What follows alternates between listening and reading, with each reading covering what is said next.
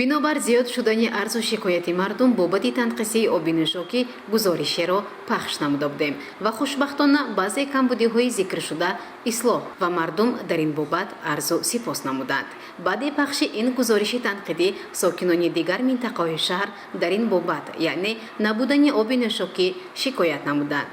ба манзили ин нафарон меравему шоҳид мешавем ки қубурҳо об надоранд ва баъзеҳо ҳатто ёд надоранд ки аз ин қубурҳо кай об омада бошад. баъди пахши гузориши танқидӣ гумон кардем ки сардори идораи обу ташноб ва канализатсия Илҳом Саторӣ вобаста ба талаботи амри президенти ҷумҳурии Тоҷикистон муҳтарам Эмомалӣ Раҳмон бобати вокуниш ба маводҳои танқидии васоити ахбори омма посух мегардонад. вале афсӯс ки Илҳом Саторӣ чунин накард ва шояд вақт надошт ки ин нишондоди амри сарвари давлатро сарфи назар намуд. аҷибтараш он буд ки баъди пахши гузориши танқидӣ манзили муаллифи ин гузориши танқидӣ директори ширкати Садо ва Симо дар шаҳри Панҷакент Язонқул Мавлонов аз об тамоман маҳрум карда шуд. аз куҷо ва аз тарафи ки фармон шудаву амалӣ шудани ин иқдоми ноҷояро росташ ки намедонем.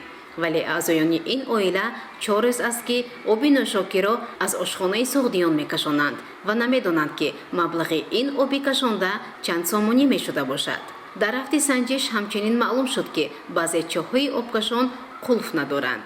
аҷибаш дар он буд ки баъзе чоҳҳои дигар ки назар ба иттилои шоҳидон маҳз аз ҳамин ҷо ба куҷо чӣ миқдор об фиристода мешавад ҳаллу фасл мегардаду онҳо қулфу маданг доштанд.